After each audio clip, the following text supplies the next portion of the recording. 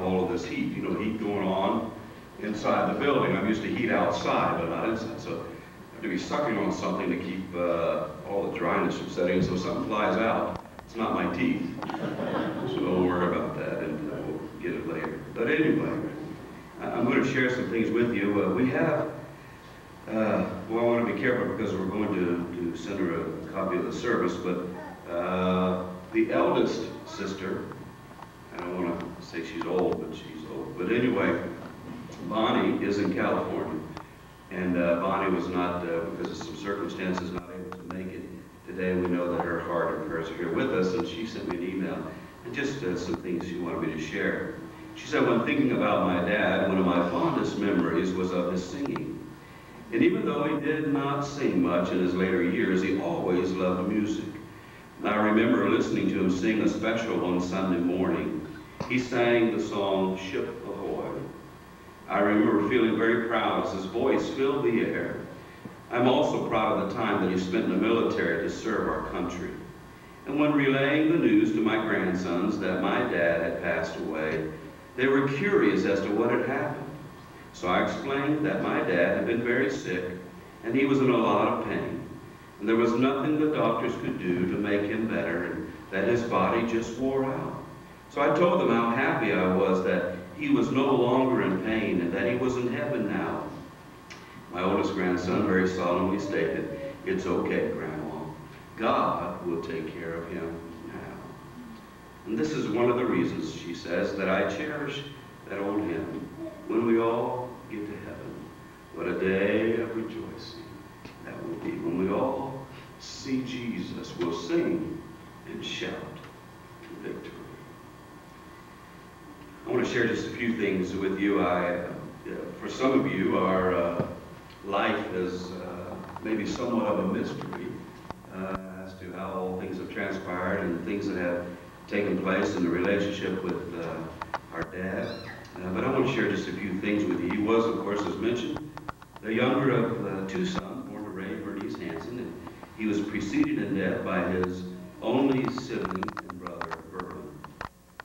He definitely loved his country, and he proudly served first in the Army/Air Force. Some of you might remember those days. And then he transferred, when they split those two groups up, he went to the Air Force side of things. And he retired after 21 years of service at the rank of Master Sergeant and relocated his family to his home state of Wisconsin. At the time, his mother was living here and his brother were living here. And me, being born in Texas, had no clue why we would ever leave the great state of Texas and come to the frigid, cold Wisconsin. But soon we found out, I believe, that God, in his divine providence, had a plan. Well, our growing up years together with our dad was one in which we moved numerous times. And I'm not sure if you really comprehend the word numerous, but numerous was numerous. In fact, most of us children went to 12 schools in 12 years. Sometimes we went to 3 different schools in one town, just in 1 year, it seems like.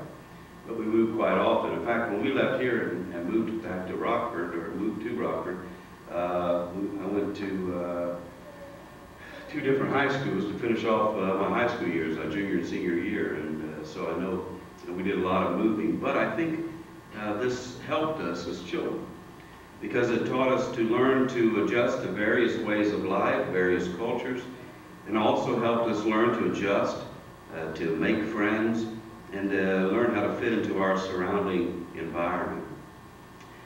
My dad was one that believed everybody ought to work. And so I'll never forget, excuse me, turning the age 13, he took me up and we were going to have a father-son talk. And basically the talk was this: "You're 13 now.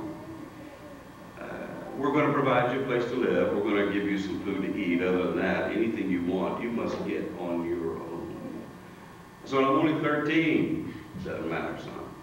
He said, "You get out and get a job, and you get to work." Some of you might have grown up in the same environment. I remember buying myself a pair of corduroy pants for school.